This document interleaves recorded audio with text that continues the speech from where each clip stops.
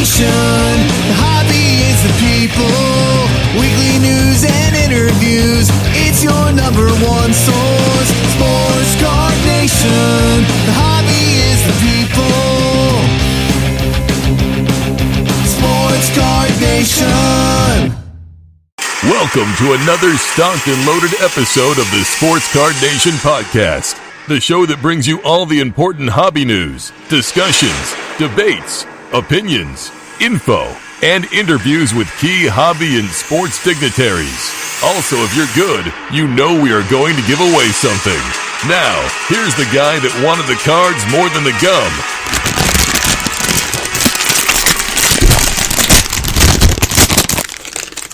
John Newman. Welcome to episode 89 of the Sports Card Nation podcast. Happy to be back another week. Hope this episode finds you in good health, good spirits, and doing well. I'm in a good mood. My New York Rangers hockey team somehow won the draft lottery, got the number one pick. Looks like Alexis Lafreniere, better learn to get that name exactly right, is going to be a New York Ranger. We're going to add him to Capo Caco from last year, the number 2 pick, as our rebuild steadily progresses. And for those that don't know, I love hockey and the Rangers. And so there we go. That's a huge kind of coup. No one really expected them to get that pick, and here we are, and he's sort of the consensus number one. Hopefully the Rangers don't screw that up. I don't PC a lot of stuff, but I do PC Capo Caco, and something tells me I'll be PCing Alexis Lafreniere as well next year when his stuff comes out. I know we don't always talk about real life stuff all the time. Sometimes we do on this show. I wanted to mention here in the intro, as far as real world scenarios, President Trump signed an unemployment bill which allows, that $600 bonus stopped, and now he reenacted it, but it won't be $600. It'll be $400, but it will be a shot in the arm to the economy still for those that lost their job or are on temporary layoff. They'll get some extra bonus cash, and as we know, some of those folks are hobbyists. That may make its way into the hobby. That's not necessarily a bad thing to keep the hobby thriving. And like I've said, it's this hobby's going to go by the way of what this pandemic and the stimulus packages go. If this thing gets extended and those kind of dry up or they don't act upon them quickly, that's where we can see spending sort of roll back or go down. And that's obviously going to what drives this market, drives this economy. So that's good news on that front. We got a great guest today. He's also one of the sponsors of the show, but I've been trying to get him on, and we were finally able to do so. Mr. William Taglis from Pastime Marketplace will be our guest today. We're going to talk to him about his hobby life, if you will, how and where Pastime Marketplace launched and what they do, which is make the best storage cases in the industry. We're going to talk to him about that. I got a chance to review one that we may give away as well, and he's right up the road from me and here in Syracuse in the Buffalo area, so just a couple hours drive away. And so we're gonna have him on the show, and a great conversation with Bill there, and so happy to finally have him on. We are going to announce this week's winner of the $25 one-of-one card shop break credit, as we give away every week, thanks to 101 Card Shop, another great sponsor. And that's one thing this show has been blessed with, is great sponsors that allow us to give things away, give you things for free, break credit, cases, all sorts of stuff we've given away in 2 years. I could probably do a whole show just on the stuff that I've mailed out free of charge to people, thanks to myself, thanks to sponsors, and There's something about giving somebody something that makes you feel good. It really does. I've always tried to be like that, even outside the hobby, quite frankly. And so the fact we get to do it on the show is it's just an honor to be able to do it, a privilege, and we have great people involved with the show that allow us the ability to do so. And William Taglis is one, Steve Chata from 101 Card Shop. So enough jibber jabbing. Let's get this show underway.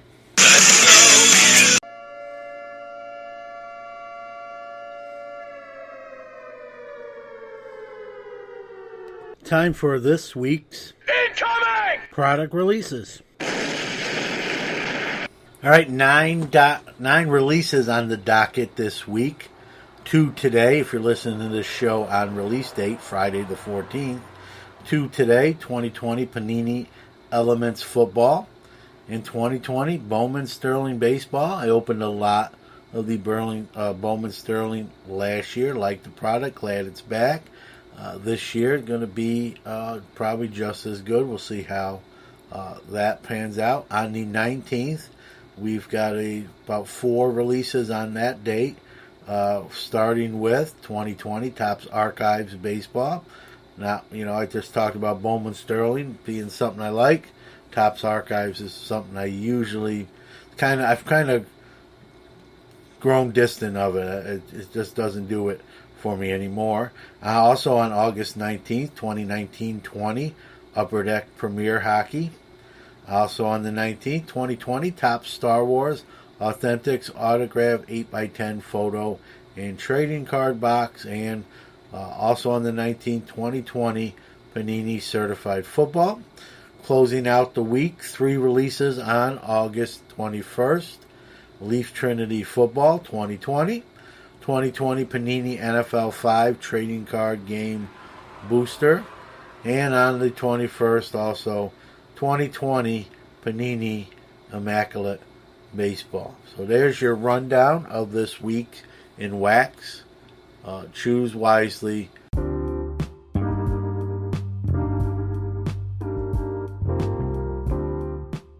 Sports Card Nation Podcast is your weekly hobby and sports podcast. Now on tons of platforms including Apple Podcasts, Google Podcasts, iHeartRadio, Spotify, Stitcher, and many more. Listened to in 44 different countries globally, Sports Card Nation is one of the most interactive podcasts around, providing great content, giveaways, and some of the hobby's best interview guests without time constraints. Thousands can't be wrong. We want to thank all the wonderful listeners around the world, our awesome guests on the show, and our tremendous sponsors making us what we are today. Remember, without you, there's no us. It's time for What's Cracking.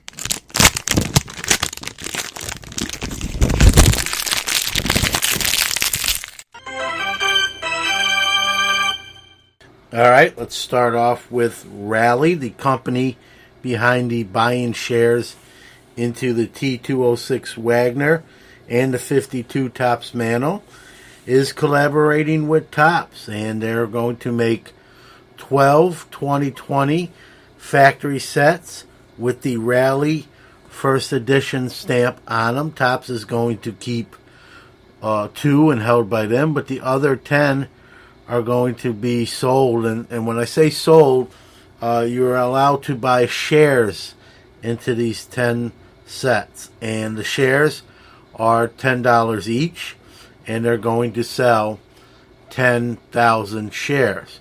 So it's going to be $100,000. And if you do the math, they're saying that each of these 10 sets, in a sense, is worth $10,000. I don't know about you, but a lot of these collabs, the StockX and some of these other collaborations, I don't know. I'm not a huge fan of them, but hey, people are buying into these. They're going to keep doing them, so it doesn't matter what I think. The rescheduled National for the week before Christmas has officially been canceled, so there will be no National in 2020. It's disappointing, but I think we all kind of expected it with what's going on. And I think it's just, I try to look on the positive side of it. I think it will just anticipate the 2021 National in Chicago all the more as we go. That's scheduled for the end of July, early part of August. I do plan on attending that. I wasn't going to be able to go to the newly rescheduled Atlantic City one. The original Atlantic City one I was planning on attending, but the new rescheduled one I couldn't go to. But now with enough time, I'm going to try to attend the National in Chicago. I try to look on the bright side of things, and so what it does, if you're a buyer of cards, it gives you those 11 additional months to generate capital and savings to bring a bigger bankroll to the city of Chicago to acquire more stuff. If you're a seller, it gives you 11 more months to acquire inventory for that show. Or if you're a trader, again, gives you more 11 months to acquire more inventory to wheel and deal. So I just look at it as sort of an extension to build the coffers up and, have fun at the National, which it always is. If you follow us on Twitter, you might have saw a post that we posted mentioning that we had purchased 30 game within the game Luis Roberts cards, and those 30 came without the rookie logo designation on them, the RC. Now, there was some rumblings that Topps was going to go back and reissue it, but they never officially, at least I didn't hear them officially announce they were going to do that. So I got a package from Topps the other night, and I opened it up, and, comes in that little plastic two-piece case, and I see 30 more Luis Robert game within the games, and I didn't notice the rookie logo at first, and I'm like, did they just duplicate my order? I had no idea. I'm like, did they mistakenly send me another 30 by accident on top of the original 30?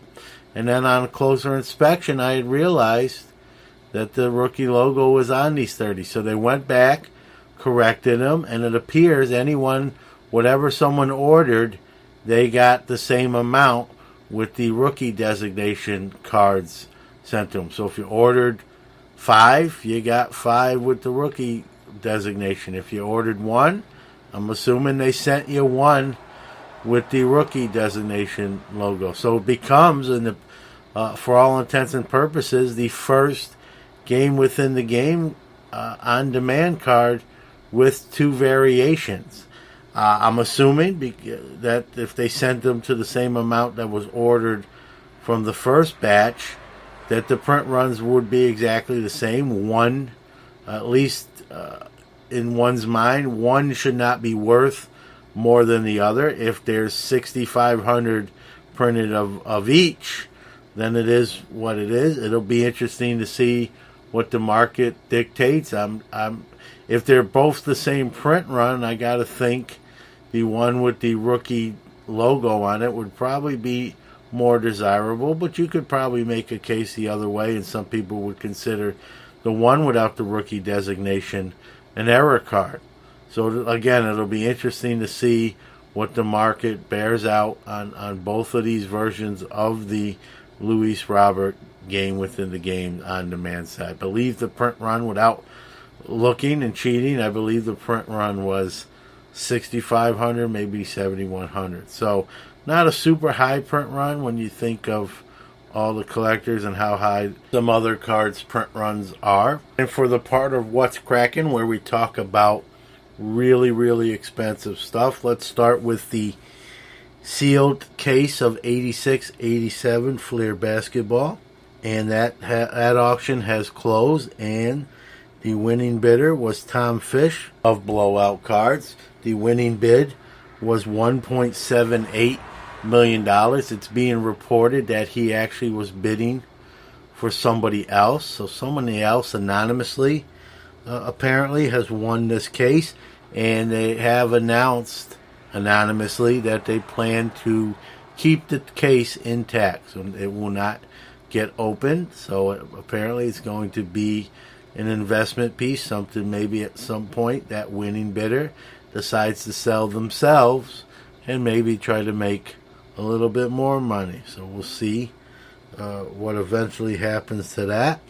And while we're talking about big money items, there is 6 days left to go in the Mike Trout 1 of 1 2009 Bowman Chrome autograph refractor, superfractor I should say, 1 of 1. And at the time of this recording, the high bid, again with about a week left, is $1,450,000. So if you're planning on bidding, hurry up. You're running out of time. I'd like to take a moment to welcome our newest sponsor, Hotbox Cards. If you head to our YouTube channel, Sports Card Nation Podcast on YouTube, they sent us one of their subscription boxes to review. Go over there, subscribe, check us out unboxing that subscription box. Very well done by them and very affordable.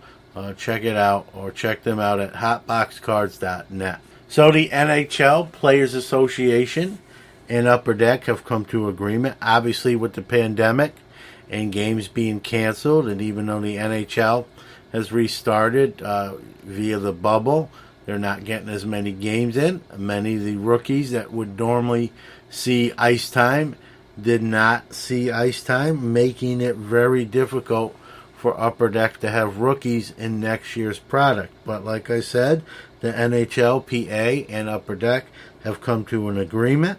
The NHL, PA is going to flex the rules that they normally operate under and allow rookie cards to be produced if the player is on the NHL roster, even if they don't appear on the ice. So this is a reprieve and takes a lot of pressure off of Upper Deck, and I'm sure they're breathing a sigh of relief right now. So there will be rookies. Now the question is, will the Major League Baseball Players Association do the same thing for Topps for their products? And that remains to be seen, and time will tell. So as I sometimes like to do in this segment is share a personal story, something that happened to me or involves the show. This encompasses both of those.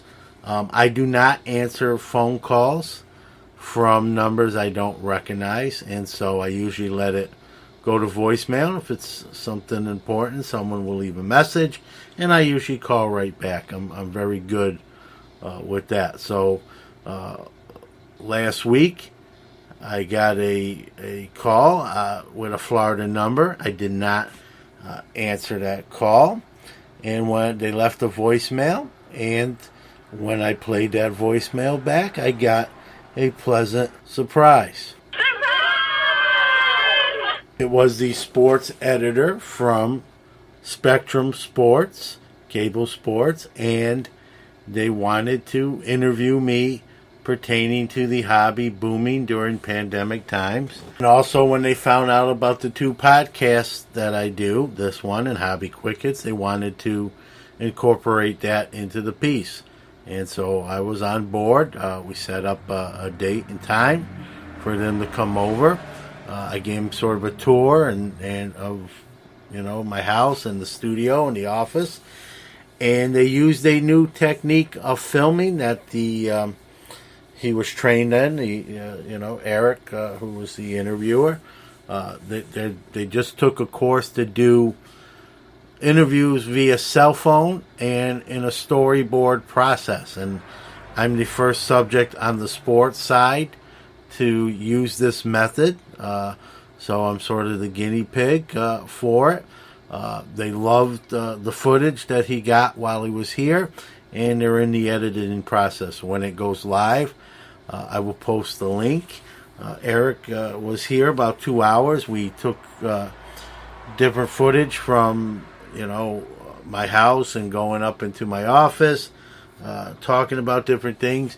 He even had me record a segment of this very show during the interview. And so I don't know what's going to make it into the final piece, what's going to end up on the cutting room floor. I have no idea.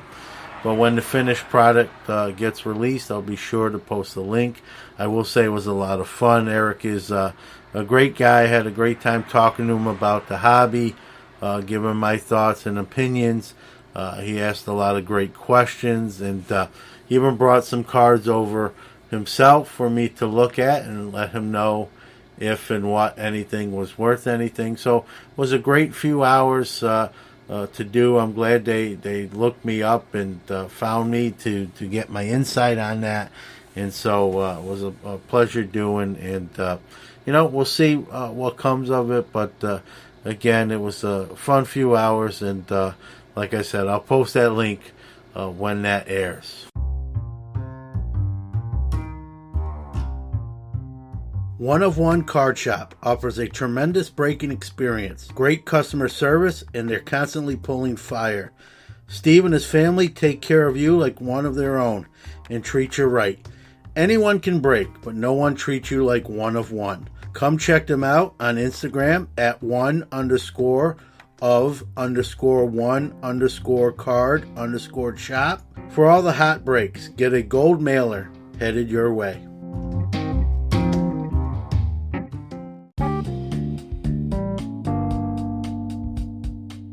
Hey folks, tired of going to the retail store and finding the wax shelves cleaned out bare?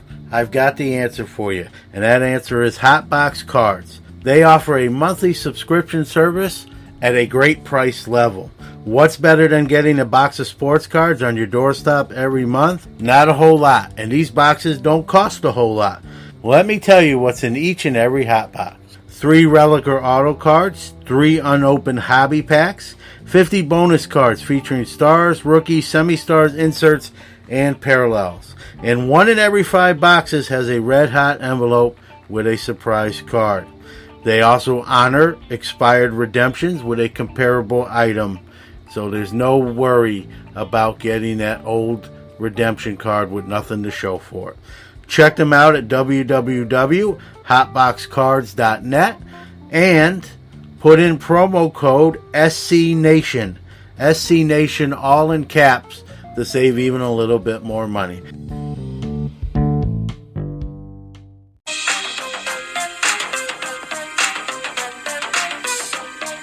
I know the chunky that left these chunkies. Newman! Open the door, Newman. I know you're in there.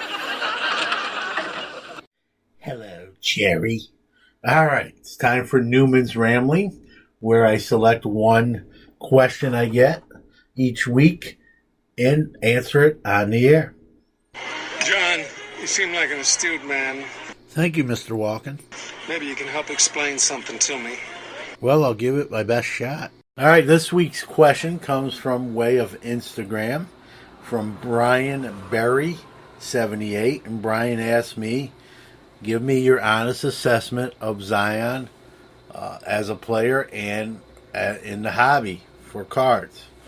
And so this is something I sort of kind of wanted to talk about this week. And so this question was set up on a tee for me, if you will. So I like Zion, but I think there's a little smoke in New Orleans with him. And you know how the saying goes, where there's smoke, there's fire. There's a little concern. They're limiting his minutes. And, I really think there's the big bugaboo coming in the NBA was whether his frame could carry that upper body. And I'm really starting to worry that he's not going to be a guy that plays 82 games a year. And if they're going to limit his minutes, and this isn't just a few games, folks, of them limiting his minutes. This has been an ongoing thing. And here's a time sort of with the bubble league and to showcase your talent, your guy you pick number one. And they're not doing that. And you want to know a telltale sign? I know we used to talk more about gambling on the show than we do now, but we're gonna go back there now because if you look at the lines when Zion's not playing and when he is playing, guess what? They're exactly the same. So there was a game where they announced Zion wasn't playing, and the line was New Orleans was actually favored by 8. And then they announced he wasn't playing, and the line didn't change. They were still, or he was playing, I should say. They first announced he wasn't, then he was. The line never moved off the 8. And I don't know if he's a guy that makes those around him better. Maybe he takes a little pressure off them if he gets double teamed. But I just don't think he's going to be that dominating force in the same that we all envision. I'm not saying he's a very good player. He's going to put up numbers in games that he plays enough, but the limiting the minutes, and then they don't even keep him in the game on the important part of the game in the fourth quarter towards the back end. So I don't know what's really going on there. It would make me nervous as far as when we talk about cars and investing. He's not a guy I'm going to put a lot of eggs in my basket. There's other ways I can go for less money. I mean, even Ja Morant is similar money or even less. I think he might be better long term.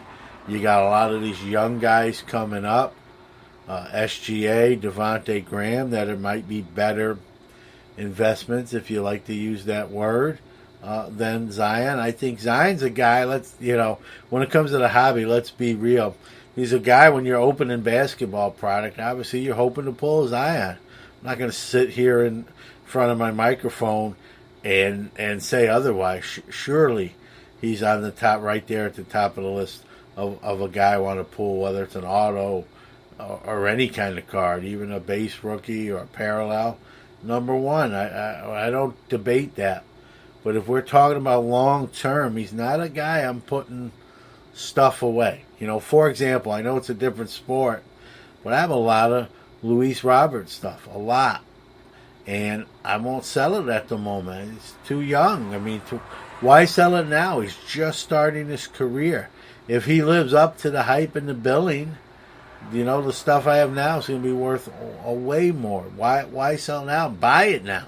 And I've been buying some Luis Roberts stuff and kind of stashing them. And Zion's, the old buy, sell, hold bit, right? A lot of shows do that. Fantasy league shows do that, buy, sell, hold. Sort of a sell on Zion. Obviously, when you're opening a product or you buy into a random team break, you're hoping you're getting New Orleans. You're hoping you're getting a Zion if you're opening a box and you're pulling stuff. No doubt about that. No one will argue that. I mean, that's just a no-brainer. But when you're talking about long-term, whether you want to hold on to him long-term, I don't think he's that guy. I've kind of moved over. I was more thinking he might be that guy, and now I've kind of got out of that train, and I don't see it. And I hope I'm wrong. I don't root against human beings. It's a really bad look to root against a human being, someone so young especially. So I hope he turns out to be just a dominating force. The guy I sort of compare him to in my mind, I don't know if you out there agree, but I sort of compare him to Shaquille O'Neal. But Shaquille O'Neal played, I know he had his moments too, but that guy's obviously a Hall of Famer, won titles, played, his minutes didn't get left. I mean, the worst thing you can honestly say about Shaq is he was a terrible free throw shooter. And they used to do the old hack-a-Shaq, right? It was a strategy. Down the stretch, foul Shaq. He's going to miss most of these free throws. We get the ball back. It was brilliant strategy, Cotton, as they would say. But, still a dominating player. He could just dominate the inside. His minutes weren't limited. And, they didn't treat him with kid gloves. I just feel like New Orleans has just got kid gloves on with Zion, and I don't know. I don't think that's because it's the start of his career. I don't think that has anything to do with it. Everything I'm reading, they're worried. They're worried about his frame and that body and injuries, and they got handcuffs on him. He's only playing 15 to 18 minutes a game, missing key moments in crunch time, and you're going to be your number one overall pick. I mean, it's like buying a nice car, right? You want to take that thing out and drive it, even if it's just in the summer, whatever. But you want to open that thing up, and they're not opening Zion up. It's a little telling. I wonder internally, folks, honestly, if New Orleans could have a do-over, would they still, if the draft was again today, would New Orleans still draft Zion 1? Or would they go with Ja Morant? Or even someone else, maybe from this past year's draft? It's a great question. Maybe something I'll pose on Twitter. Give me your feedback even on this show. So here's how I'll close this segment out with Zion, what I think about Zion. Zion's a guy, if you're opening products, you bought into a random team break, that's the guy you want to pull out of a basketball product this year.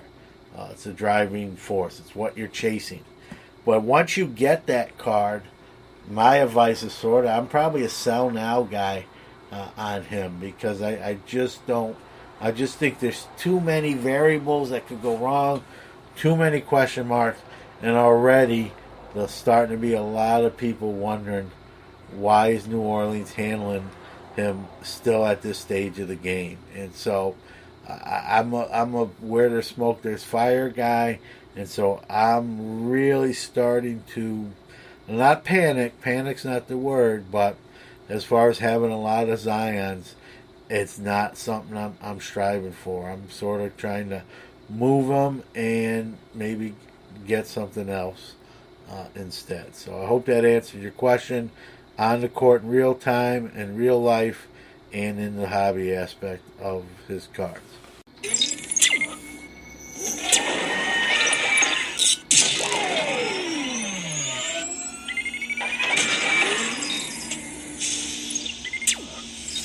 Five, four, three, two, one. Commence interview sequence. All right, happy to welcome my next guest to the 101 Card Shop guest line. His name is William Taglis. He's the founder and operator of Pastime Marketplace. Happy to say one of our great sponsors, and it's been a great relationship. I've been trying to get William on the show for a little bit. We've had a lot of the 2020 artists on, but finally was able to get him on, and so here he is. Welcome, William. Oh, thank you very much. I appreciate it. Big fan of the podcast and excited to be connecting with you live here. Yeah. So it's the old standby podcast hobby question, kind of. How did you make your foray into the card world? When did it happen? And kind of give us sort of the backstory there. Yeah, I think like most kids growing up, you got a group of buddies and you get into card collecting. So my era was the late 80s and early 90s, the junk era, obviously. So I vaguely remember getting some packs of 87 or 88 tops my dad had brought home one day. Yeah, and it was immediate. I opened them up, chewed the gum, looked through the cards, and I was hooked. So growing up here, I was an Oakland A's fan, so I was always searching for the Canseco's and McGuire's, and it just went from there. So I think my father was a big collector in his own mind as well, so he would always come home with boxes and packs to open. We'd collate them into sets and everything. So it sort of just springboarded from there in the late 80s, I would say. Yep. Now you're not too far from me. We're here in Syracuse, as you know. You're in Buffalo. Are you originally from? Are you Buffalo born and raised, or you there somewhere else originally and transplanted to Buffalo? No, I've been here my whole life. Born here in 1977, still here. My wife and I live out in a suburb of Buffalo now with our daughter. Yeah. And we've been here for forever. So I was trying to connect the dots. Being an A's guy, I understand the lore with the Bash brothers, but how from Buffalo to Oakland, that's quite a distance. How did becoming an A's fan happen? It's funny you ask, because back then it wasn't like we had immediate immediate access to statistics or game notes or what was going on during the games. I just remember growing up and reading the newspaper every morning and looking in the sports section to see how the teams were doing. And I think I probably glommed onto the A's because they were winning so much in 87 and 88 and all that. And I just started liking them. And then obviously they were in their playoff and World Series runs, so they were getting a lot of TV time, even for East Coast standards. Yeah. So I think I just grabbed onto them that way. And then one year in Little League, I was lucky enough to be on the A's team. So it worked out really well for me. Sometimes that's all it takes. You know, I'm originally from New York City, and I'm a huge Pittsburgh Steeler guy. And when I was a kid growing up in New York, I took a lot of abuse from my friends, and like, how do you like the Steelers? We're in New York City. You gotta like the Giants or the Jets. And I'm like, I don't like the Giants or Jets. I like the Steelers.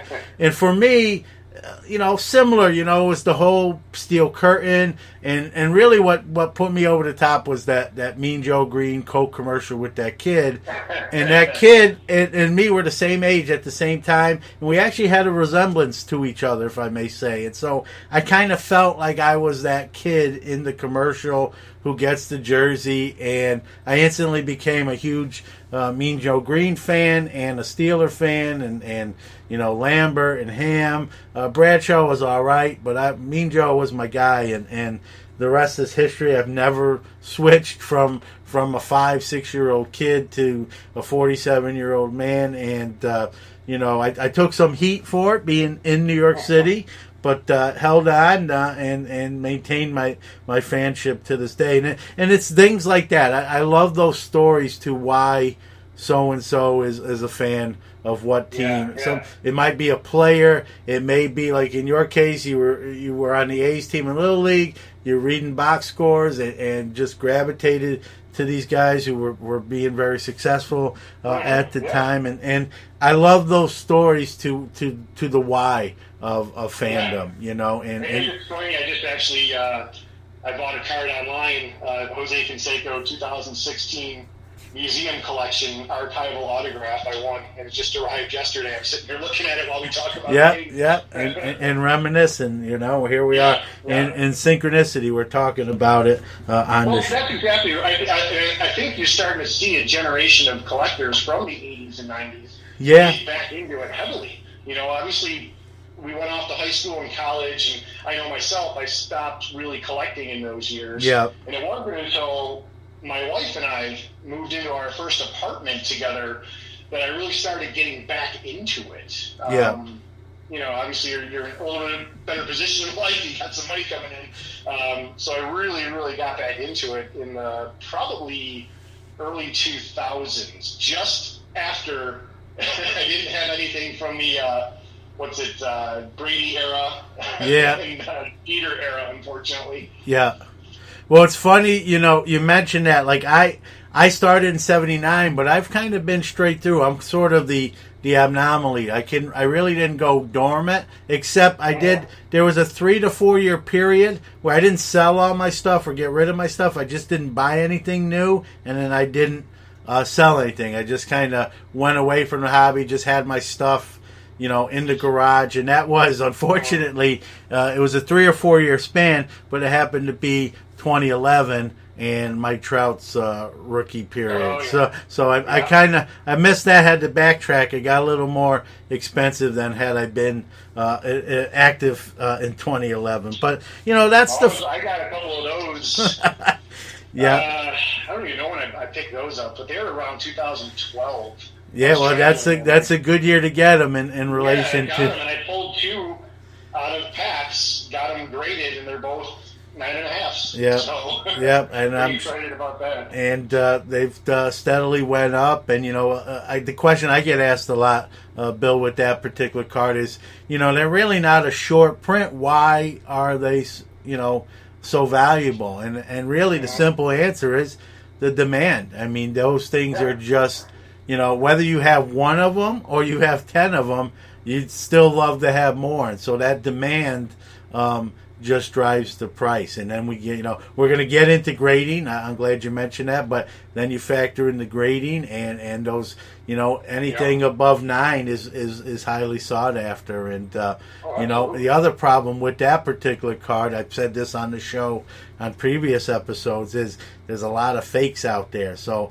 it's almost to the point for me, if I acquire one, I won't touch it if it's not graded, because some of these forgeries, some of these fugazis, as I call them, they're getting, it's criminal. I'm not praising them in a good way, but they've really honed their craft where some of these fakes are very hard to decipher from the real. Nowadays, you can print things out and it looks exactly like the original copy, so it's unfortunate. But the grading companies, I think, do a great job of spotting fakes. Yeah, which is nice. No, I agree with you, and their job's not easy. I know I take my shots at them on the show on certain things that they're not, I'm not fond of, but at the same time, I'm a credit where credit's due, and like you just said, that is not an easy task, and yet they seem to sort through those waters fairly well, and it's unfortunate that a great card like that sort of becomes very difficult to purchase because of the forgeries and whatnot. But that's one of the reasons the graded copies take a premium in price, because you eliminated that possibility, and you have to pay for that elimination of for that service. And so it's nice you have two. I probably I have one left, and I'm not a guy that, when we use the word PC, I don't PC a ton of stuff, but that's one card at this point. I just stays on my desk here in the studio office, and I don't advertise it for sale. It's kind of going to stay here until further notice. And what he's doing as a player is transcendent, and barring injury, he's going to be right there with some of the greats of all time. And so that card, even though it's not necessarily a short print, it's still, the demand is still outweighing even as much as the supply that there is. And so, absolutely. And so, we talk about graded cards. We're going to get into the pastime marketplace for sure. Do you do a lot with graded cards? Where does graded cards fit in, like, sort of your collection, or how you, do the hobby? Yeah, much like yourself, I don't have a huge focused PC, if you will. I've got a lot of cards. In one of my cases, I actually just recently transitioned everything from top loaders to 2.5-inch by 3.5-inch semi-rigids. Yeah, did you see that I did that, or? Did you? Yes, and I'm another topic. This is what I love about not writing questions down, which I tend not to do, because here we have another thing we can tackle. But go ahead. I didn't mean to. Yeah, so I transferred everything in my PC to the 2.5-inch by 3.5-inch semi-rigids. Cataloged them in an Excel spreadsheet and put them in one of my. Well, I got them in two cases, two of my large cases to keep them all in there. But I think my closest thing that comes to a real targeted PC would be my Buffalo Sabres rookie card collection. Yep. So years ago, I acquired rookie cards of the French Connection. Yeah. And getting those three were probably the cream of the crop for Sabres players. Yeah. So what I did was I sat down and started looking at old rosters and websites with Sabres players, and figuring out what other rookie cards to grab. And then I came up with the idea that I'm going to collect every Sabres rookie card of a player that played 140 games or more for the team. I wanted to eliminate all those guys that, were traded at the deadline and spent, 2 weeks with the team and then were gone in the summer. Yeah. I didn't want to deal with that. So the qualifier for the PC is they have to play 140 games as a Sabre, and then I try and get it. So I think I'm about 75% there. I may have to reevaluate my metrics, because the Tim Horton rookie card is super expensive and impossible to find. Yeah. So I may have to look at how many games he played and then start with one game after that for the collection. Yeah, and so these are all will be in graded form or just in general? Well, so the graded collection, I have a lot of graded stuff, primarily Beckett. So yeah. I actually am waiting on another 10 cards I sent out to get graded recently. But most of my stuff, if not 90% of my stuff, is graded. I would say I've got upwards of about 100 graded slabs right now in my cases here in the home office. Everywhere from Mike Trout 2011 Topps updates. I've got some auto stuff in there. Gretzky rookie cards. Yeah. I actually have a lot of the Bills rookie cards as well. Jim Kelly, Thurman Thomas, Bruce Smith, the likes. Yeah. And then I have one of my best cards, actually the best card I have. It got graded an 8.5 for the card condition, a 10 auto. 2015-2016 Upper Deck Ice. I was really into it because of Connor McDavid and Eichel. Yeah. So I had bought a few boxes of that, and I'll never forget, I was opening the one box. And if you remember those, I think Ice, you can get those exquisite inserts in there. Yeah, yeah. So I'm opening the box of Ice, and I come across an exquisite insert, and it was Connor McDavid. And I was like, oh my goodness. I go, it's a Connor McDavid rookie. So I look at it closer, and it's actually the Gold Spectrum Connor McDavid autograph. Wow. Numbered 9 of 15. Yeah, that was a pretty good box, I'd say. Yeah, that was a great box.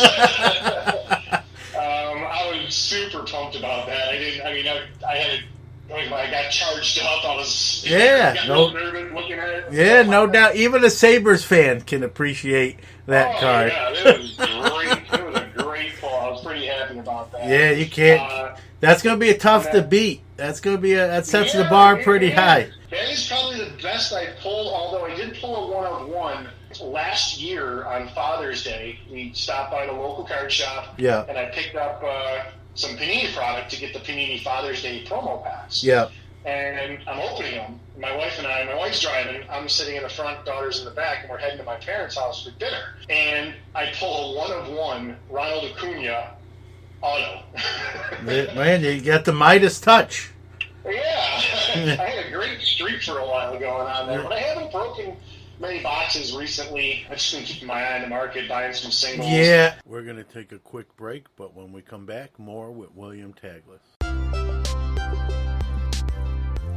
Pastime Marketplace offers a line of durable graded card cases made for collectors who want high-quality graded card storage that is virtually indestructible.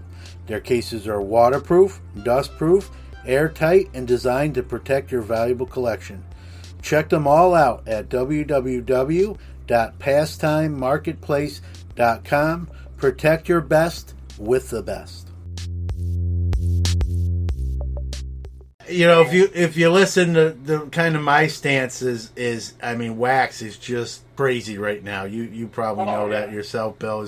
And I've done actually better just kind of buying it when I can at a decent level and then selling it. And we kind of live in an age of the hobby where people sort of frown on stuff like that, which I'll never understand. It's free market enterprise, and it's what this country was kind of founded on. And it's I don't know if it's jealousy. I don't know if I don't know what it is. A lot of angst, maybe a little cabin fever going on with the pandemic, and people are just getting a little bit at wit's end. But you stop at a Walmart or a Target these days, and it looks like someone threw a grenade at the sports center. Yeah, I mean it's nothing there. It's empty. I mean they're just empty display boxes. I got lucky at a Walmart a couple of weeks ago. We were camping in Watkins Glen, New York. Yeah. And there's a Walmart there. So the one morning, the wife's like, "Hey, we go grab some eggs. We'll make some eggs for breakfast." So I ran to Walmart about 8:30 in the morning. And, obviously I went for the card section first, and they had some blasters at Bowman. Wow. So I was able to pick up a few of those and crack those when I got back, and pulled I'm looking at it right now. What is this? It's the Louis Robert Mojo Refractor. Yeah, there you go. Man, I tell you what, I don't know. I don't know if you're just opening a ton and those are just all the good stuff, or you just got the Midas stuff. I'm telling you about the other dozens of boxes that I've opened and I've got nothing. Yeah. I'm just telling you about the it's like when you talk to somebody who plays blackjack, you only hear about the wins. Yeah, no doubt. But hey, right there is 3 great cards, and that's the beauty. Yeah. That's the fun of the hobby, is those stories we can share. Here in Syracuse, I when I'm in Target or Walmart, I check. But like you said, the way you described it, it's like piranhas. I mean, there's no meat on the bone. They just strip it down to empty display cases, and it's a good thing I don't open as much wax as I used to, because I'd be really disappointed in trying to find it, and then and when you do find it at the price level it is, it's high. So it's tough. I've kind of transitioned into buying sort of lots, collections, singles, prospecting. I enjoy it just the same. I like to open, but a lot of times when you kind of crunch the numbers, or when the dust kind of settles and you realize what you spent, I mean, unless you're pulling, in your case you might be in the black, but a lot of times you're like, man, so. But I don't look at it as trying, because I don't sell any of my stuff. Yeah. Aside from, obviously, and we'll talk about it in a little bit, the cases, but for everything I buy, I either the stuff I want to keep, I log into my database and I put in a sleeve in a case, and then I put it into the box. Yeah. Or I'll get it graded. Yeah. So everything I have is cataloged, and it's just going to be left. When I'm gone off this earth, it'll be left to our daughter. Yeah. And she'll have that collection to maybe springboard her when she's done with college or whatever. Hopefully the market stays hot.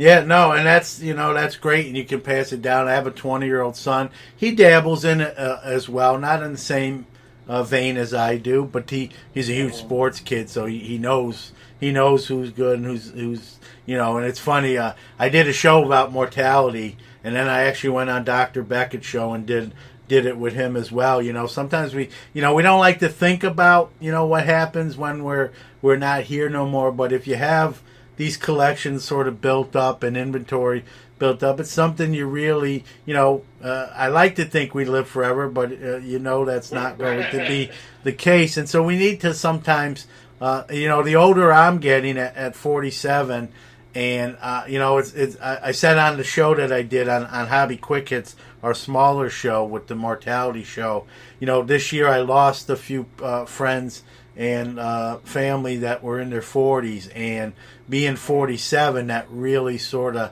kind of hits home, like, hey, you hope that not, but it really puts a perspective on life. And so it's made me think about what like if something happens, what happens to all the stuff I'm surrounded by right here. And so I've had sort of surface conversations with my son. Like I said, he's 20, and he's kind of like, when I kind of start to talk about it, like I would be if I was him. I don't want to talk about that, Dad. You'll be all right. And kind of, it's not a good conversation people like to have. But at some point, I'm gonna, around that fire pit, I'm gonna be like, hey, I know you don't like to. I don't like to talk. I don't like to talk about it either. But we really do have to kind of figure out sort of kind of an end game here, as far as I'm not going to be here forever. I'd like to be, but that's not how this game works. So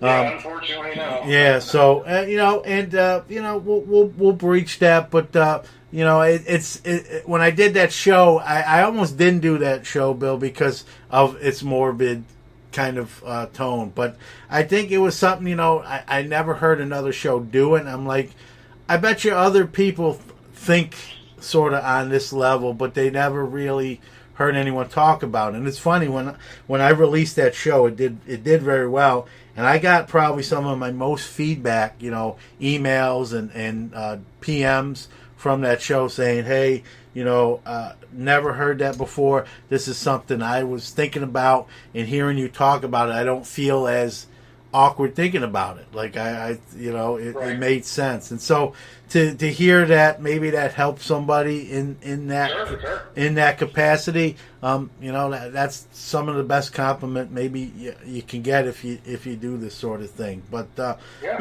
hopefully for all of us and everyone out there listening, it's later rather than sooner. And we'll pivot to something else because I don't want to get into the downside of on the more positive and uplifting stuff. So let's talk about Pastime Marketplace. Like how was it born?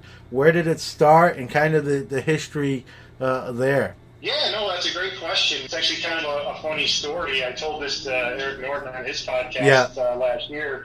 I was just sitting in my home office on a Sunday, and I had recently opened some stuff, and I was organizing, doing some standard collecting stuff. And I spilled a cup of coffee on my desk. Yeah. And nothing detrimental happened. I didn't ruin any cards or stuff like that. But I had I had your standard cardboard box on the desk that I had to take everything out of and throw it out. Yeah. And then I had to move the graded cards and wipe those off and so on and so forth. And it just kind of hit me. I'm like, some of these cards are super expensive. I should probably have them in a little something nicer. So I went online and started looking for, cases, things like that. I saw a few on there. I ended up buying about, 2 or 3. And then I ended up, checking those out. Particularly didn't like them as much as I wanted to. Yeah. So then I started thinking, maybe I can get something that I do like and offer it to other collectors. Yeah. So I ended up finding and partnering with a company that makes them for me. And they're great because, like I said, I tested out a bunch. I had a bunch of case makers send me samples. And the one I settled on, I didn't want just a cheap case. I wanted something that was going to give protection to collectors. And with our cases, they are waterproof in up to 3 feet of water for 30 minutes. They're dustproof and airtight. So if you do spill something on them, if you do drop them on the ground, they're hardened shells, so they're real shockproof. Yeah. They really will protect your cards. On my website, actually, I take one of our cases and I put in it the 2011 Mike Trout BGS 9.5. I put in another graded card. I can't remember off the top of my head. But then I put 2 raw cards in there. Bowman Sterling Javi Baez rookie auto and a Bowman draft picks and prospects Yelich card. And I sprayed the case for a good 30 seconds with my garden hose. Yeah, I seen this. I go ahead and keep telling the story. I did see this video, by the way, but go ahead for those who haven't. Because I wanted to prove it. I keep putting out there in my marketing, waterproof, dustproof, airtight. Yeah. So I said, what? I've been saying this a lot. I'm going to show people this. Yeah. So I just sprayed the case with water for a good 30 seconds, walked over it with my phone, unclipped it, opened it up, and there was not a drop of water inside the case. All of our cases come with a O-ring on the lid that when you close it, creates a seal around the case. So that, again, if dust hits it, water hits it, nothing's getting inside this case. And another bonus of these cases is they're TSA pre-approved. So if you're flying with them, you can bring them on a flight, check them, put them in the overhead compartment, and bring them with you. So if you're traveling to the National or, the Sports Card Expo up in Toronto, you can bring these things with you if you have to take a flight. Yeah. And as someone who does shows, that's me. You think, well, yeah, I'm in the building, no big deal. But you forget sometimes when it's time to tear down, and you're loading your car up or your van when the show's over, and you're outside in the elements. And as we both know, here in the Northeast and in Western New York, we definitely get our share of rain and the white stuff. And it's nice to know that if you're transporting those cases and you're outside in the elements, that the outside might get a little saturated. That can be easily dried off with a towel, but the contents inside are going to be more than fine, and that's peace of mind. And like you said, if you're a show dealer, there's quite a inventory that could be in one of those cases as well. And like you said, even a spill, you don't have to be outside the elements. Even a spill in your house, or you hear people's basements flood, when the sump pump breaks, or there's all sorts of calamities, unfortunately, that can happen unexpectedly. And so it's nice to know that those we all know these cards can get expensive.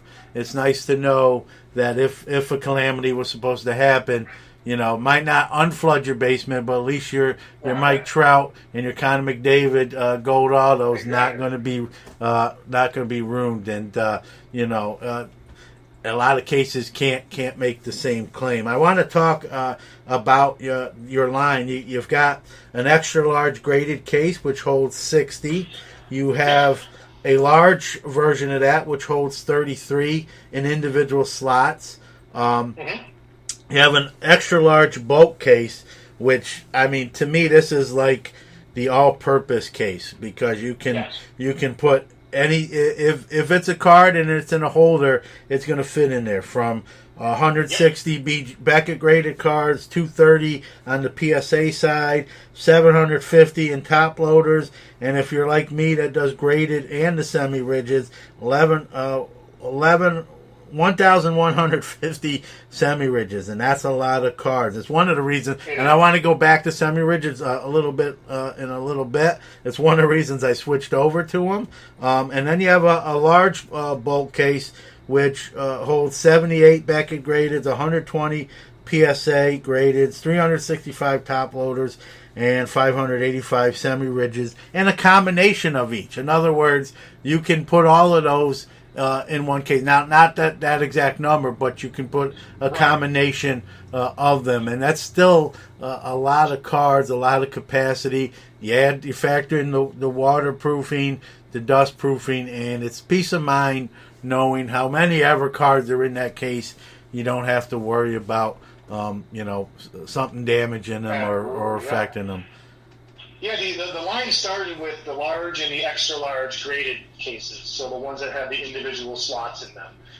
Those are the ones I came up with because I wanted to put my graded cards in them. Yeah. And then over time I started, reaching out to people that bought cases from me, listening to their feedback. Obviously with social media, a lot of people ask you questions, and I started to get a lot of questions about cases that could hold one-touch cases, or semi-rigids, or top loaders. So I started thinking, I go, okay, I can expand this line and make an individual case to hold all these separate holders, but that would get expensive, and I would have a lot of inventory that maybe wouldn't move. Yeah. So I went to the company that does my cases, and I sent them one of each case that I wanted to store in there. And what they did was they sized the rows in the bulk cases to fit anything. So you can put a BGS holder in there, PSA holder, SGC holder, one-touch, top loader, semi-rigid. They all fit into the rows in there. Yeah. And also the catalyst behind the bulk case was a customer contacted me and said they have hundreds of graded cards and cards they want to store. They just don't want to buy, 5-6 cases to store them all in. Do I have an option? Yeah. And it sort of, light bulb went off, and I had the rows designed with that in mind, and so that's why we did it. I'm not sure if it's on the site. I'm not looking at it, but we do have a medium case now as well. I've had a few people reach out to me and say, hey, my collection is just not that big. Yeah.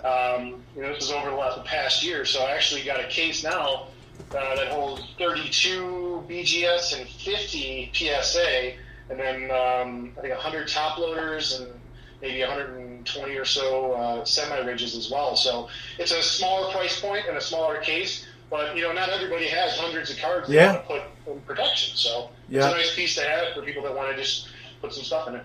And what you said right there, Bill, too, shows you're listening to customer feedback, and you're reacting to what folks want. You made a case. Yeah. You made a case that can be multi-dimensional. You made a smaller case for someone that doesn't inventory isn't as vast as maybe someone else's, and that's a great sign of someone running a business that they're open to that feedback, that they care what the consumer wants to see, and that says a lot about you, says a lot about Pastime, and probably why you're doing so well. And that bulk case where you can put all those different cases, graded cases, one touches, semi-rigids, top loaders. For me, when I do shows, I have all of those. I have cards and semi-rigids. I have graded cards. I have top loaded cards. I have the one-touch cards. I literally have everything. So to someone like that, you don't have to deal, like you said, with 3 or 4 different cases. You can get maybe 1 or 2, depending on how much show inventory you have, obviously, and encompass your whole show, your road kit, so to speak. And that's the beauty of that. And I think you found something that maybe some of the other companies, lack that foresight, if you will.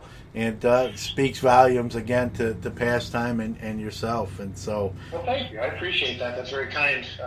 Kind words. Yep. And on the show level, I actually have a prototype in my office at home of a case that I was going to market to people that do shows and travel. I've been to my fair share of shows, and at the end you see everyone packing up and their shoe boxes or Tupperware bins or whatever they have, putting everything in. Yeah. So I said, I got these cases. I got a great company that makes them and designs everything for me. We put together. It's almost like a trunk on wheels, and it can hold. I have a prototype that can hold, I think, 700 EGS and maybe 1,000 PSA. It's two. You open it up, and there's a top foam layer you can remove, and there's a same size foam layer underneath it of the bulk rows, and you could put thousands of cards in this thing. It becomes pretty heavy when you fill it, but it has... Yeah, but it's on wheels. It's on wheels. Yeah. So there's the lever. I haven't pulled the trigger on it yet. I want to test the waters and send some feelers out there to people that do shows and the card shops around the country and see if this is something they'd like to do, because they're big. They would take up a lot of room. I think it fits the niche of a show dealer, obviously, or someone who travels. It's on wheels. It makes toting it around a lot easier, even though it'll be heavier. I mean, with the National now being canceled until next year in Chicago, I think it kind of bought you maybe a little time. I don't work for you per se, but I mean, man, that could be something you could unveil maybe even slightly before that and have it sort of promo or debut even there. Yeah, that's a great idea. Yeah. We only take a quick break, but when we come back, more with William Taglis and Pastime Marketplace.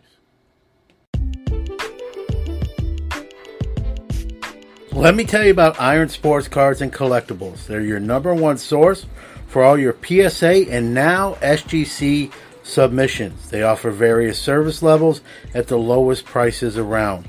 They even provide the card savers your cards need to be submitted at no extra charge. Their elite status helps improve turnaround times, and their chat rooms keep you abreast of your subs and the status of your cards. What are you waiting for? Contact Rob on Facebook on Iron Sports Card Group. That's Iron Sports Card Group on Facebook. Or get a hold of Rob on Twitter at Iron Sports Cards. All one word, at Iron Sports Cards. They'll take care of you. We are back with William Taglis.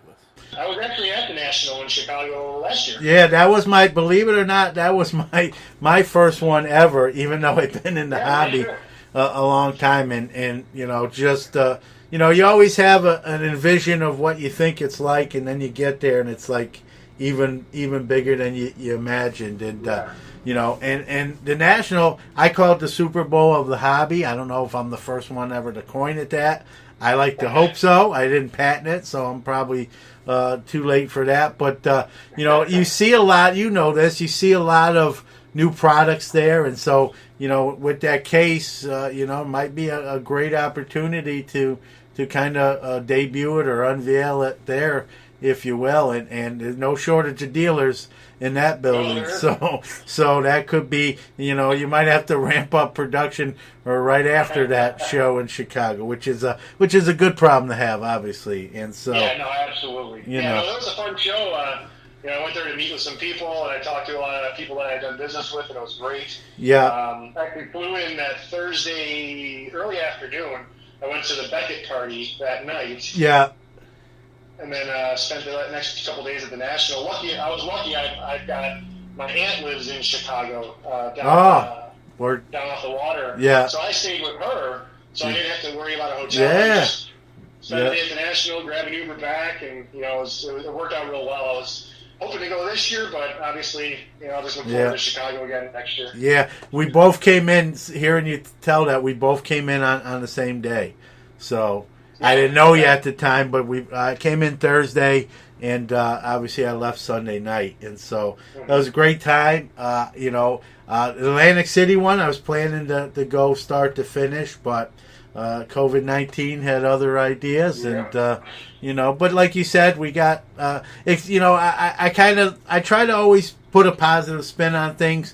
If you're going to the show to buy cards, it buys you some time to kind of build up your cash reserves. If you're going to show to sell cards or products or whatever it is you sell, it gives you extra time to bulk up your inventory and your arsenal for sale. So just look at it as sort of extra time, either to raise money if you want to spend it, or raise inventory if you want to sell it. And I think when you're without something, that anticipation's even more so. So I think the next show again in Chicago is going to be huge. They're always huge, but I think missing one here in 2020, I think people are going to be so ready for it, and I think it may set who knows what kind of records. Frankly, I just hope we're sort of out of this pandemic phase, or at least some sense of normalcy by then. I mean, if not, then this thing's really not taking a bad turn, and obviously no one wants that, when we talk about life. Right, absolutely. Yeah. So you mentioned semi-rigids, and I want to kind of go back to that. I'm team semi-rigid. I don't know if you're familiar with Ken Kinsley, Bean's Ballpark blog. He's transitioned to semi-rigids. I like them because they take up less footprint, less space. I can put more in the boxes. They're sort of lighter. They're actually lighter when I travel. They're actually lighter. I like the other thing too, Bill. I like the way they look. I put like the superior fit sleeves on the outside of them, so they don't get scratched up. Overall I like the feel in the hand, the presentation, how they look. Yeah, they're a little bigger than top loaders, but if you're putting them out into like a showcase, you can actually cover the lip where there's no card with another card. And so there's ways to, when you're displaying them, to get rid of that extra area. But as far as in a box or in a case, you can get a lot more of them in there. They're actually lighter, and I love them. I know some people swear against them. I'm team semi-rigid. They're lighter. I think the card looks better. Top loaders, I used to have a ton, and believe me, I went through 12 boxes of semi-rigids doing the conversion. It took me a whole weekend. My wife, I went in this office that I'm talking to you in now, and my wife, I probably was in a little bit of a doghouse because it took me the whole weekend, and she says, "What have you been doing?" And she doesn't understand. Like, I'm putting the cards into new holders. It took that long. Well, when you have that many cards, it does. And I ordered semi-rigids because the card doesn't move. Yeah, it's a good point. That's another great point. And for me too, when I transitioned over, Bill, and I had those boxes of empty top loaders, it just amazes me how many of them had yellowed and were discolored, and it looked terrible. And you sometimes don't notice that when you have them all like cards bunched up. And so, the semi-rigids, for the most part, especially with the sleeve over them, are going to last a long time. You're not going to have that discoloring, and you know what I'm talking about with the discoloring on the top load. It's terrible looking. It's the yellowing. It's if you pull. You put one of those out in the case and someone sees that, it's not very presentable, and doesn't look good. And some of the cards I had in top loaders that yellowed, I got to be honest with you, they weren't very old cards, so it wasn't, the yellowing happened a little quicker than I'd like to think. And so it was an easy choice for me. It took the whole weekend. That part was a little was frustrating a little bit, but I'm glad I did it. And once my whole mindset is, once I do it, It won't take, the hard part is just taking it 2 days and banging it out and getting it done. And then just any new inventory is a lot easier to just add to it. And I'm not looking back. I still have top loaders. As you know, some of these thicker cards are not going to fit in semi-rigids. And so you have to use some of the thicker point top loaders. The other thing I do whenever I ship cards that I may have sold, they always ship in top loaders and in the team bag. I tend not to ship necessarily in semi-rigids. It's just a little less bendable in a top loader. But I love semi-rigids. I did one of my first HQH's hobby quick hits was actually a show I called top loaders versus semi-rigids. Little shameless plug. And I remember the podcast art. I put the semi-rigids and the top loaders, and I put boxing gloves on each one and had them facing each other. It was kind of a funny thing. And so, and so I understand, I was doing this for almost 40 years. There's a place for both. I just decided that semi-rigids was really the direction I wanted to go in. And doing shows with them, Bill, I've never had any negative feedback with cards. I don't feel like I sold any less because it was in a semi-rigid den.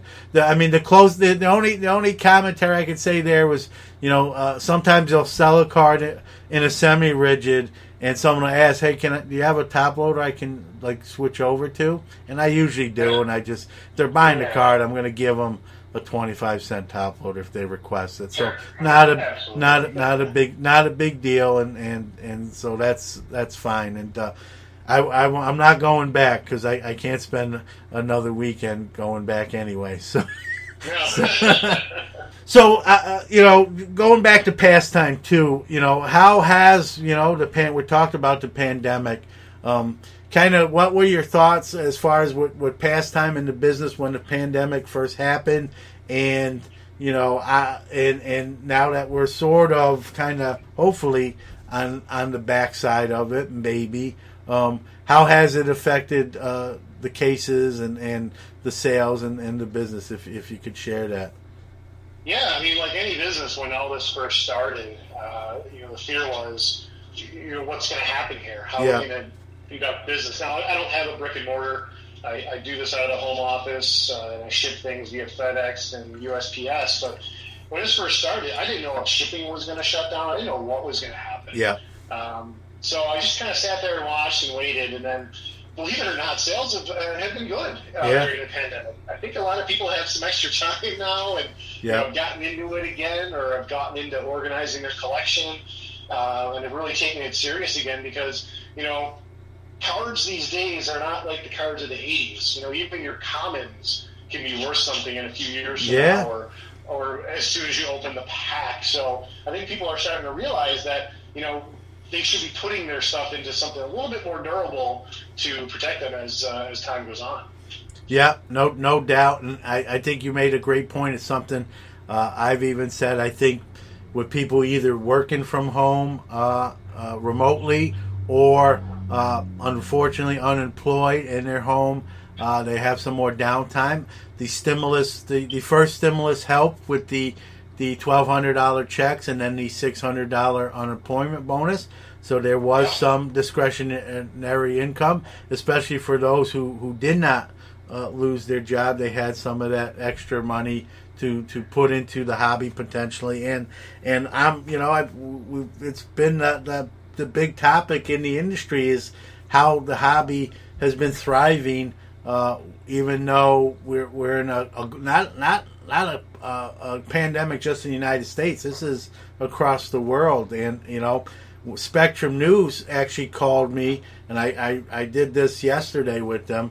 They wanted to do a piece where I gave my opinions to why that was happening, and they featured both of the podcasts I do. And so this is making it, and this was the sports editor that came here to do the piece. So this is the hobby has started to transcend outside hobby lines. You know, you got Darren Ravel talking about it. You got it on national news broadcasts. What some of these cards are going for. You know, the LeBron and Michael Jordan logo men setting record. Now you got the Trout 101 super factor about to eclipse maybe even that, and case of 86, 87 Fleer basketball. You know, this stuff that it used to be only the old vintage stuff like the Babe Ruths and the Honus Wagners and the Ty Cobb stuff that would bring those sorts of dollar amounts. And now it's really even some of the more newer modern day stuff. Current players still playing, you know, LeBron James, Mike Trout. Mike Trout's got 10 years, if not more, of ball playing left, and his card may sell here in about 7 days for $2 million. And so those were prices only reserved for players that not only weren't playing, but they probably passed away.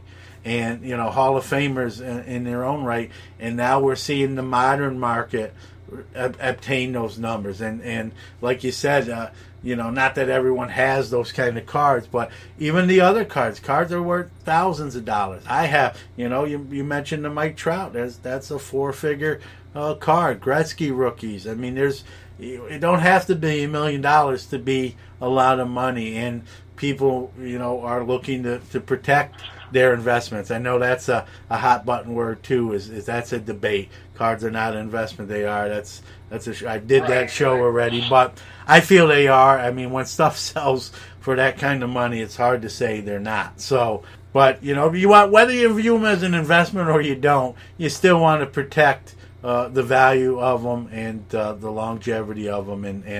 And like you said, I think a lot of people with the downtime are like, man, I collected. What are they going for now? Maybe I could start again. You know, they got that time to kind of think about it and look and go on eBay's and whatever other selling platform and sort of rekindle that childhood. It's just human nature. I think we like to go back to a happy time. You know, when we were a kid and we didn't have all the issues and bills and grown-up stuff that we have to deal with as adults. And, you know, it's always sometimes nice to go back and rekindle that. And I think a lot of that happened with the pandemic, and I think it's one of the reasons the hobby's still thriving. Not only thriving, probably having one of its best years in the history of it.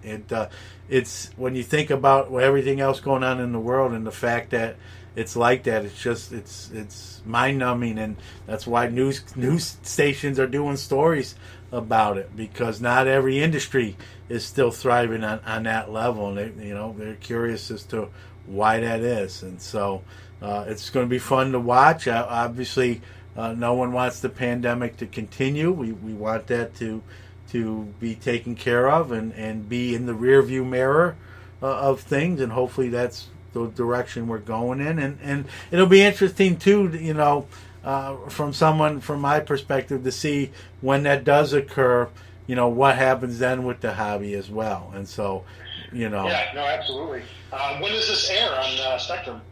They're going to let me know. They're going to send me a link. So I know they're editing it, and you know, I'll probably put the link once I get it and on my social medias, and so we'll see. You know, I don't. You know, they were here for over 2 hours, and I which is no problem. But I didn't realize it was going to take that long. But they're doing a new technique. They're doing the news with a new technique. It was all filmed with a cell phone from different angles, and it's like a storyboard type of thing. And so he told me Spectrum is trying to do cable news a little bit different than your, you know, NBC, ABC, CBS local news. Sure. They want to try to give it a fresh look. So he told me, he's the sports editor. He told me this was the first time using the new technique. He called me the guinea pig. So I've been called worse. So I didn't really take that much offense to it, and it's kind of neat, you know, to think that, hey, I'm his first subject in the sports department to broach that. So, but Bill, first off, thank you for being a great sponsor of the show. Thank you for coming on today and giving us some time and talking about the cases, which are great. And speaking of that, I always give the guests kind of the last say. Give out your website, any other places where people can check these cases out. Check that video with you spraying down that case and potentially ruining that Mike Trout. Give all that info where people can find out about the cases, Pastime Marketplace, and what you guys do such a great job with. Yeah, thank you very much. I appreciate you having me on the show, and I do appreciate the partnership with your podcast. So thank you very much. Oh, you're welcome. Again for having me. To find us, it's simple. It's pastimemarketplace.com. And then from the site, you can either buy directly from the site, or there's a link to our eBay store if you're more comfortable buying through eBay. So there's two ways to purchase the case. People do reach out to me on social media. We can sell directly through PayPal as well. So any of those three medias are no problem to sell through. Again, the cases were designed to store your valuable collection. Waterproof, dustproof, airtight, and hardened. And I like to think of them as the high quality card storage case for the industry. Yep, and I know when I've talked about them, I'm not a marketing guy per se, but I just kind of came up with that line: protect your best with the best. It just sort of rings true and makes sense. And so there you go. Check those cases out. They're great. No matter what holder your card is in, there's a case that suits all your needs. Again, Bill, thank you. Be safe, stay healthy, and we'll talk to you again soon. You too. Thank you very much for having me. Have a great night. You too.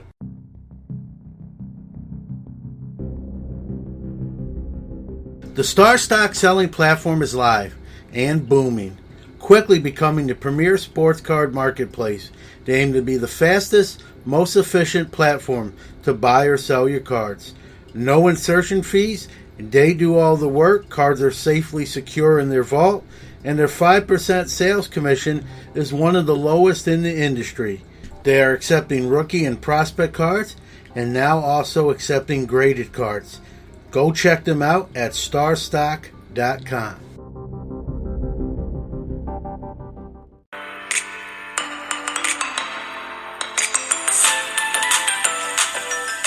All right, time to announce the winner of this week's $25 free break credit, courtesy of 101 Card Shop. Thank you, Steve Chata.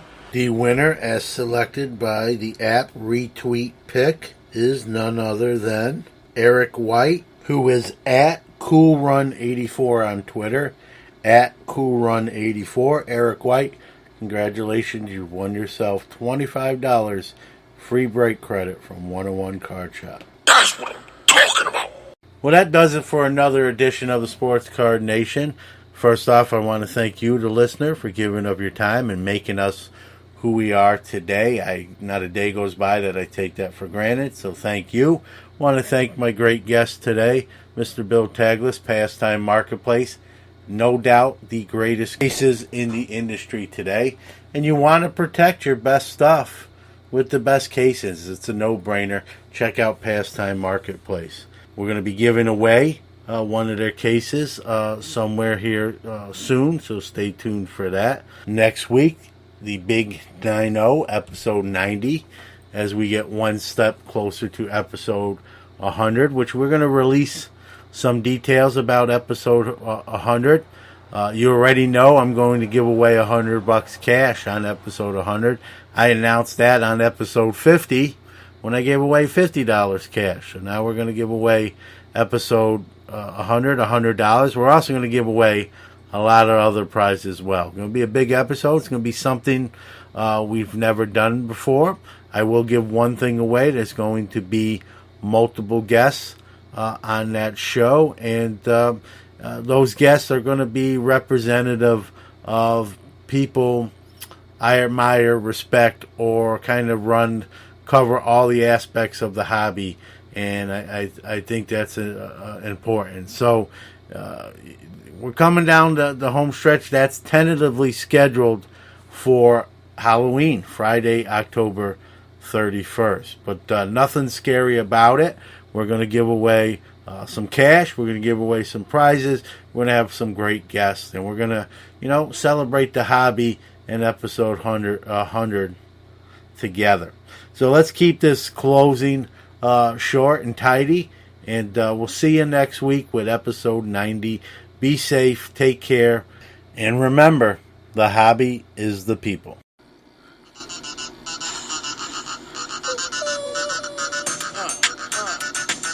That's it, that's all there is.